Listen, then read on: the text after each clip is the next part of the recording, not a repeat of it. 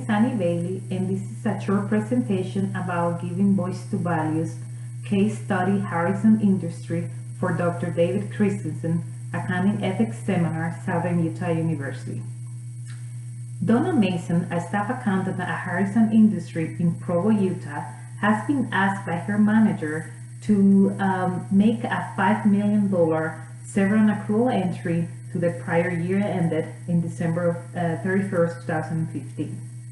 When Mason asked her manager for supportive documentation, her manager said that they were planning to close the home appliance division in 2016, and the severance payment was going to be about that much. Mason expressed to her manager that the amount of the entry she was requesting was 5 times the normal payroll amount of that department. In addition to that, Mason doesn't recall any prior comments or conversation about closing the division. She thought that the division was doing really well and it didn't make sense to her. Miles didn't have any documentation, and Mason took a stand and told her manager that she wasn't going to make the entry unless she had some source of documentation that could help justify the $5 million expense entry to prior year ended. Miles explained to Mason that questioning an order from a supervisor could get her fired. Basically, she said, if you don't make the entry, you probably will get fired. Mason was going to meet with Miles 3 days after the original meeting, and she needed to consider her choices. So now let's talk about what rationalizations the company could use to persuade Mason to make these entries. What can they say to justify their request?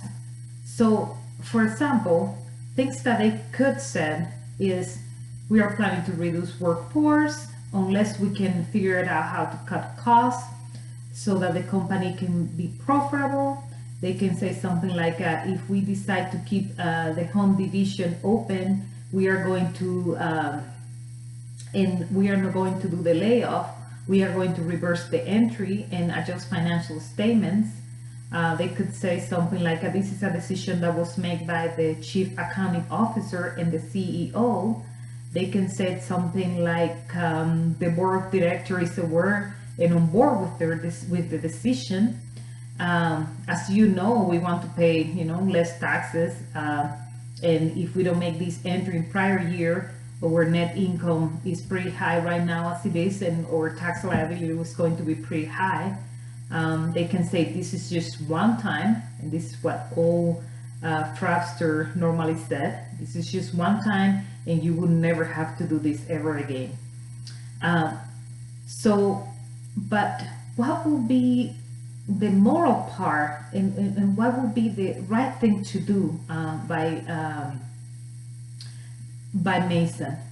So if you think about, this is a privately owned company, and making these entries, it won't affect anybody. It's not affecting shareholders or stock options or things like that. But what about the IRS? What will happen with the taxes that the company needs to pay? So the company this year, in 2015, made 20 million, where prior years was about 10-15 million. So that means that somehow this is kind of a red flag. So the company probably want to book this large entry to reduce their tax liability for 2015. So in a situation like this, how will Mason respond to these people? How will Mason respond to the company?